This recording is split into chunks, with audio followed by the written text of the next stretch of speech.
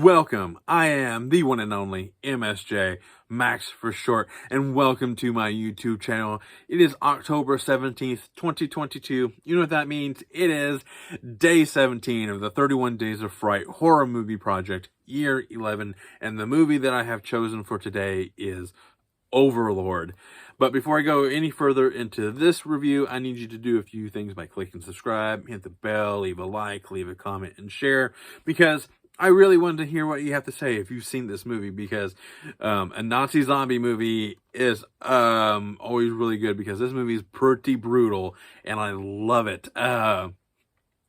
Because it stars a Wyatt Russell, Kurt Russell's son, and he's so good in this movie. But also I need to give some much overdue shout outs to the 13th Wolfman, I Am the Ice Lord, Echo, Ciro, Nanette over at the Entertainment Hideout. You got Jennifer Toshi, Terrence McGuana, who else you got? Moods, you got Double Shot J, the Retro Horror, Random Horror, Basic Autumn Queen. You got, who else you got? Who else is there? Man, I'm drawing a blank because there's so many of us just having so much fun this year. I've been a few days behind. Work has been kind of rough, and I haven't had exactly the best sleep schedule, so I just haven't really had the urge to come down here. But I have been watching movies. I watch a movie every day, no matter what. It's just getting in front of the camera and sitting here and kind of talking about it does require a little bit of effort on my part, and just my effort to do that these last couple of days have been a little lackluster. So, but other than that, I'm back, and starting with this one, Nazi Zombies. It's so good. The beginning of the movie starts off just awesome. There's just a bunch of paratroopers in this airplane. And it starts off really good. I love the banter between all the soldiers and everything. They're just flying over, getting ready to jump into battle. And because their main task is that they have to shut down. This is before the, or Omaha Beach, right? I think that's the name, where they have D-Day. That's what I was trying to get at. Before D-Day, they have to go blow up this radio tower so they can land safely on the beach and everything. And so that's the main mission. But in doing so, they run into a lot of problems. Like, a bunch of people didn't survive the landing due to being shot down. That whole sequence is so intense and bloody.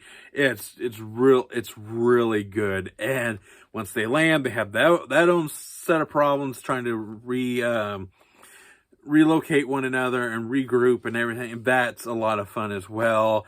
I love everybody in this movie, especially Wyatt Russell. I've already mentioned. He's fantastic in it. Then, just from that, then they have to make it to the town, and then they end up hiding out into this attic, and then of course Nazis kind of start to roll in to once again to make things rough on them, and they would pick the one house where one of the lead villains of the movie, he starts to have he's very infatuated with this woman, and she has a kid, and so they're obviously hiding in the attic, and they have to be very quiet, and the kid makes things worse for him. Just the tension throughout this whole movie is building and building and building, and then it just gets then it takes this left turn into mad scientist territory, because what's going on in the church with the radio tower, there's experiments going on, and they accidentally kill the guy who's taking photos and everything, the photojournalist. He ends up getting killed, and so they you know what, let's inject him with that serum that they came across, and he's acting fine, he's all good, and then it just he starts freaking out. He his bones start breaking. That's brutal on its own. I'm throwing that word around a lot in this movie, because this accurately describes what goes on in this movie. And then the ending sequence, where it takes place in the mad scientist lab, That's just the best way to describe it. There's just a lot of beakers and chains and experiments going on. It's just a really good way to describe it, even though it's more like a cellar dungeon type thing. But it's a basement, but it's very mad sciencey. That's just the best way to describe it.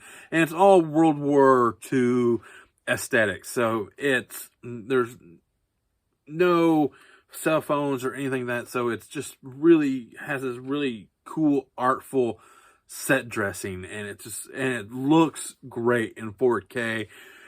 This has become a kind of a new popular movie that I like to watch during the month of October. I've been kind of been switching out some movies that I normally watch for given good balance between new and old, and this one has kind of jumped in there just because of how good it is. And you like the characters are fun, the banter between everybody is good.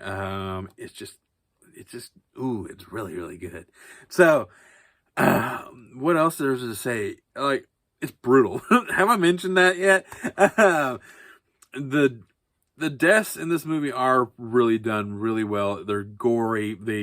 They do have moments where it's like, oh man, that guy, not that guy. And there's people we're like, oh, it's like, oh, he's only in this movie for like 10 minutes, like, oh, it's just like, it's one of those kind of movies as well. So I like this movie. I love this movie. It's a lot of fun. I recommend this movie through and through. Like I mentioned in the last couple of reviews that came out today, as of this recording, this is probably a movie that you could watch with a few people. I'm kind of giving away my rating for the day. 1 being run-of-the-mill horror, 2 best watched with the group, 3 more than average but adds nothing new to the horror genre, 4 helped through the horror genre forward, and 5 being a horror classic. If I had to say something, this would be a horror classic. I think time will tell on this one also. I think I mentioned on another one where I think Halloween Ends. I think that's the one I would like. Time will tell on that one. It may be, I know that movie's getting shit on. That's the best way to describe it. But this one, it's another time will tell. I think this one's starting, I think to me, it's very underrated. You don't hear too many people talk about this one. It's like Nazi zombies, but it's also very intense. Like just them just trying to survive in this attic and to complete their mission because, like if they don't succeed, D-Day can't happen, so that's like, wow. Like, yeah, for their troops and everything to successfully land on the beach and everything, they have to succeed. And this zombie, it's not like, when I say zombies, it's like when they accidentally kill somebody and then they try to like cure them with this disease and everything, or they inject themselves to make them stronger.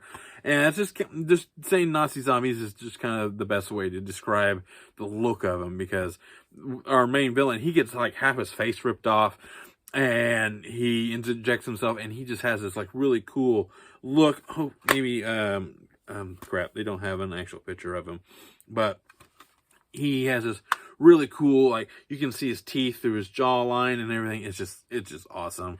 So Overlord, I recommend this movie 100%. It's a good action horror movie. It looks amazing. It's acted well. The visuals are great. It's edited well. The kills are great. This is why I like doing this month, the 31 days, is because of movies like this. I mean, I think I also watched Ticks and Experiment 53. Like, you got the wide range. You got it, like true independent horror with 53, Experiment 53. You got good creature effects with Ticks, and you get a good modern movie with some like CGI, but also done with really good. The CGI enhances the practical effects, but it doesn't take away from it. So, yeah, that's all I really have to say about this. I am the one and only MSJ, Max for short, Stay spooky, and thank you.